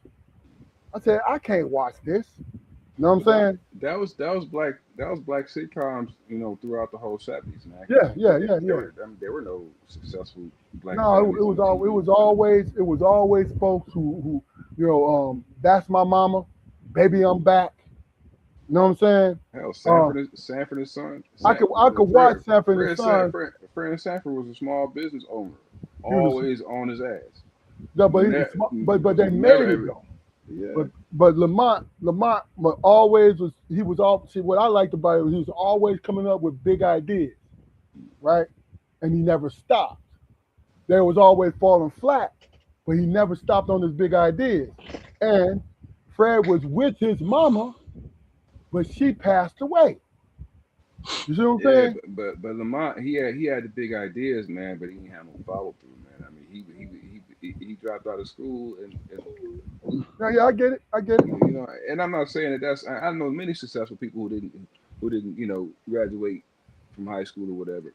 So that's not my point. My point is, you know, he you know, like the time that he.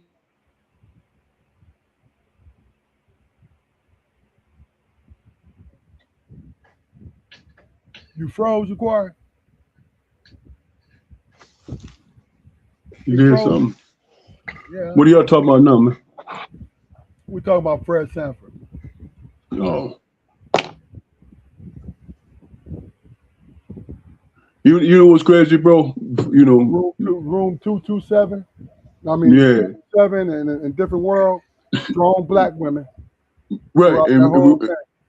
And what you remember too, Keith, when we were growing up, man, we were used to those paintings and those pictures of the black woman with the almond-shaped eyes and pretty lips and dark skin. You know what I'm saying? That was the image that we grew up on. So we gravitated toward that because that was beauty to us. That was, and plus that's where our uncles, you know what I'm saying, and our uncles and our dads, and that's what they gravitated towards too. So for us, it was a no-brainer, man. Yeah. Corey's having technical difficulties, so it's gonna be me and you, Damon. So, like 227, strong husband, right? But in a building with single women. See, the subliminals is a motherfucker. You know what I'm saying? And that's what. But she was a problem solver too. No. Strong woman. Mm-hmm. And all the women there were strong black women. You know what I'm saying? Problem solving, the whole nine. And it was good comedy. Different world. I like what they did where they was attacking real life, real world issues. You feel what I'm saying? Yeah. And it was a good thing because I used to watch it. It came on every Thursday or something. I used to watch it every Thursday. You know what I mean? I was maybe 27, 28, so I was out of my college years. That was 80, 86, 87? Probably a little later than that. No, that was the Cosby's. What I'm thinking about. Yeah, and you know what? I feel ashamed, man. Let me tell you about the Cosby's. I had a class. I was in college then. I had a class, and after I said the words, because I had a book report, right? After I said the words, I was like, yeah, I'm looking for more realistic black television. It was one of those kind of classes where intro to television or some shit like that, and we were on the black side of things. I said, and then I used Bill Cosby's Cosby Show as an example, and I didn't down it, but what I said was, I felt Bill Cosby. I'm in college now, and this is the damn programming. Bill Cosby said, I said Bill Cosby was unrealistic. And I'm in college, knowing people who was at Pitt's law school, knowing people who was in Pitt's medical school, knowing them personally, I had the nerve to say that's where my brain was. And after I said it and I sat down, patting myself on the back, I realized, what the fuck did I just say? I had the example of what he was trying to portray. Right. And just to piggyback on that, man, you know what's crazy to me? When I was trying to get in college, remember one time I came up there and visited you and you pointed out cats, dudes that was in the master program and shit. He ain't no different than you. Yeah. That was one of the reasons why I buckled down and focus on going to college. Cause you showed me a cat. And you said, man, he was wild ass dude, man, but he in the master's program now. And see that's what opened my eyes. You know what I mean? That class. And that, and I got a damn B on it. And I was upset because I had a B. Not because my material was this, that, because what I said. Because I was into the programming brainwash. You know what I'm saying? But yes, there were black people who were lawyers in the South and doctors in the same household. But we were always made to believe what? You know what I'm saying? Right. Please don't fry in the kitchen. You know what solidified it for me, bro, man? I had I forget her name, man, but she would come to Ipsy and pick me up to go take tests, you know, entry tests to get in college and stuff like that. Lynn Hunter, come pick me up, take tests. My wrist was broke one time, and she took the test for me. She was like, "Man, we ain't gonna let this opportunity slip by. You know, you deserve to be here, not because of your basketball accolades and shit, but because you smart." I had my one of my main mentors, his sister Donna Custage. I remember when I first took her class, it was an independent study, and she said, "I want you to write to me why you feel you deserve to be here." And all of that stuff. So I knew she was her main focus was on me to understand where I was coming from, right? Yeah. So I wrote this fluff shit and all that stuff, and she gave me my paper back, man. It was red ink every fucking where. And I had an E on that joint. Right? So I showed Nita, and Nita said, "Go talk to him and find out what's going on." And so on and so, because she helped me with the paper and shit. So I went back to her. I went to her office. And she a nun sitting there smoking a cigarette and shit. And I said, "Sister Custody, what's the problem, man? You asked me, man, to talk about my experiences and this and that and that." And she was like, "You trying to placate me, and I'm not having it. I'm gonna give you another opportunity to write the truth. Tell me, as a black man, how you feel about this world that you're living in and the experiences of your relatives and all that stuff as far as you can remember." Yeah. So I wrote this angry joint and I talked about the real shit, right? That I felt. Got an A on it. And she said, "Now from now on, when we dealing with each other, this is what I'll know because I see you as a leader in your community. Be that." Yeah. You know, and that hit me, man. My point is, I said, let me tell this old white nun something that she might want to hear and skate by. And she actually, and I truly love this woman to this point, she actually said, "No, that ain't you. Mm-hmm. I don't know you, but I know a bullshitter when I see one. You know what I'm saying? I'm going to give you another opportunity. If you fail, you don't deserve to be here." Yeah. And I talked about all the books. Remember all the books that our parents had in the garage in those big ass stacks of boxes was books that I was taking classes from. Yeah. Books I was taking on James Cone and all these different people. She was like, "Now that's what I'm talking about." You know what I'm saying?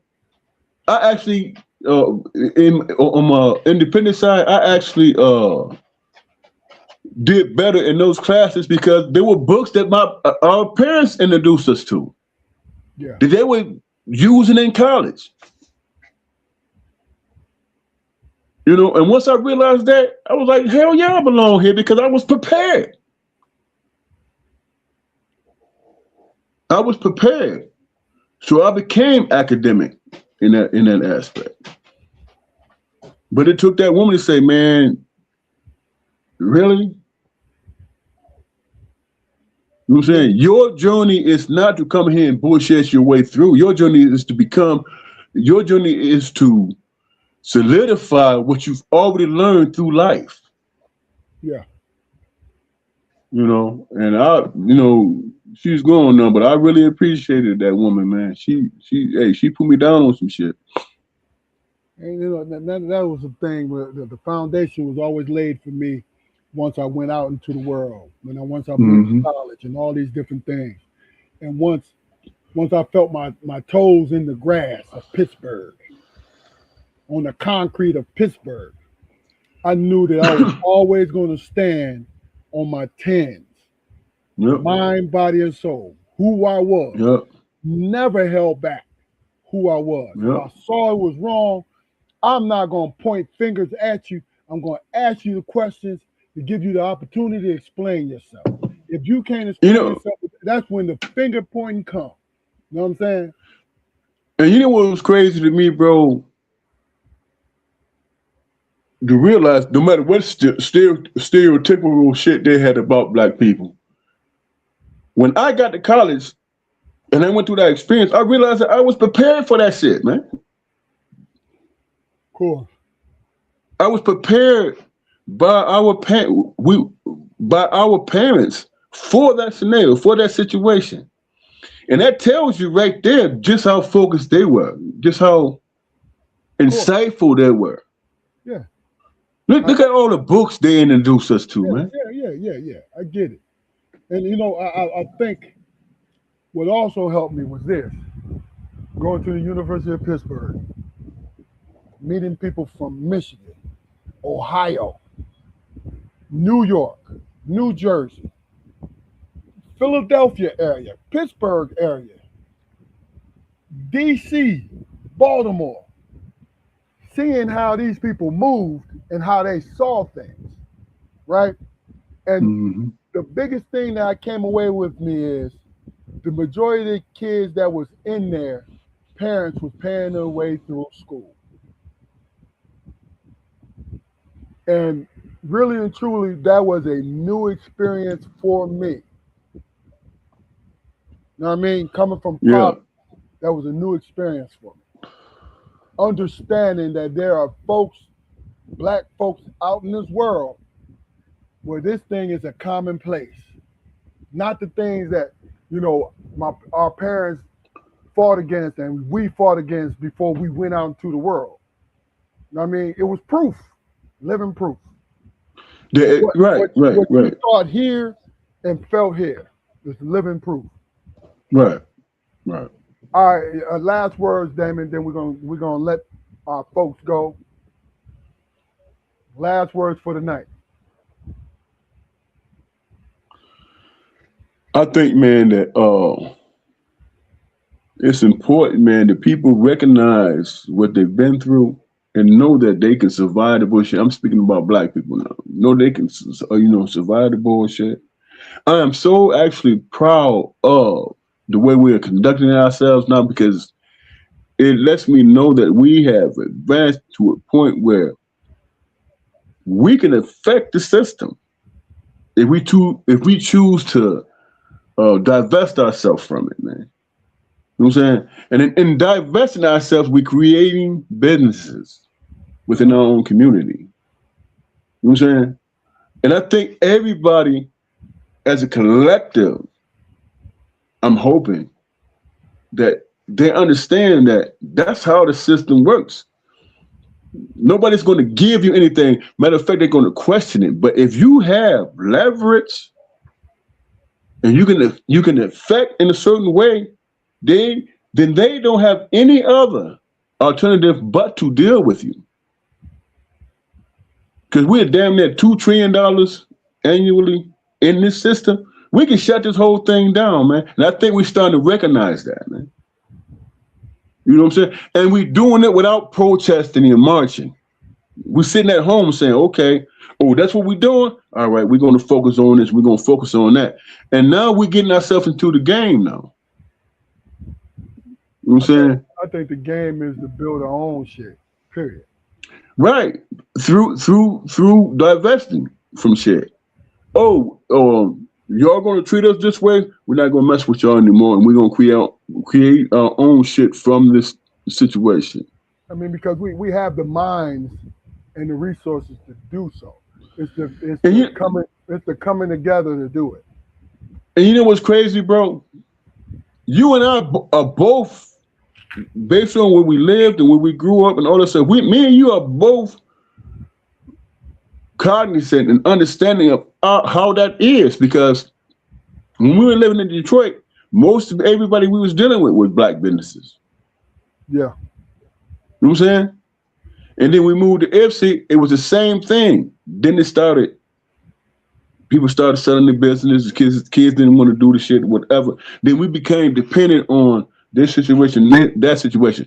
Do you remember, man, watching Soul Train, and they talked about black hair products and they were producing the products? Yeah.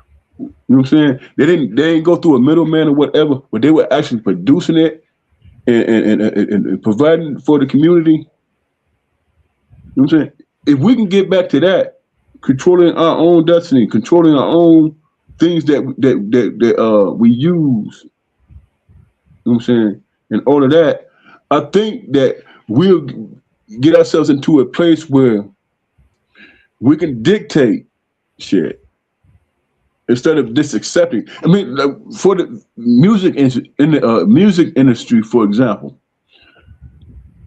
why ain't they distributing their own shit?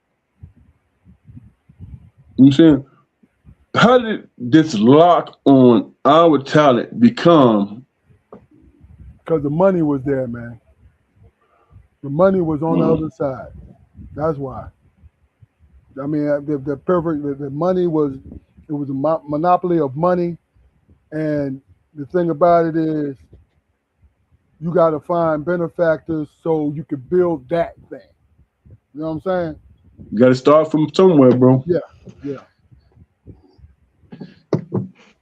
But I ain't gonna hold you long, brother. Hey, man, I appreciate the conversation, man. Y'all made me laugh when I needed it, bro. No doubt, bro. And the comfort, man, just to be in your presence, man, meant a lot to me today.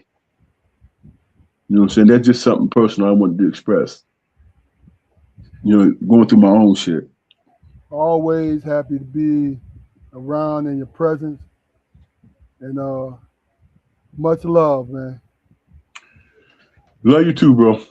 All right, this is. Please go to our YouTube channel, like, share, and subscribe. Build our numbers up so we're able to really reach other folks, like-minded folks. Look for our tribe, because we really and truly got a gigantic tribe. It's just the fact that we need to link up. We need to link to our tribe, because what we do is promote conversation. We promote conversation for the people who participate in the conversation. It is a sweet release of what's going on in your mind. When you come on as a guest, feel free to say what's on your mind, but also understand you need to back it up if it's a stream. Because we're going to ask questions. This is what we do. You know what It's I'm a saying? good thing. Just to go to our YouTube. Go ahead, bro. Go to our YouTube channel, like, share, and subscribe. We appreciate you. Go ahead and finish it up, man, so we can get out of here. I'm just saying, it's a good feeling when you can find somebody you have something in common with, man. That's all. That's real. I agree. I concur. We'll be back here next week at 7:30. Next Friday at 7:30. We're gonna start bringing guests back on, because look, the three of us, we dynamic as hell, and the folks who show up in the comments, they're dynamic as hell. So we want to bring folks on just to really and truly express themselves. All right. This is Strong Perspective Podcast. We'll see you next week. Peace.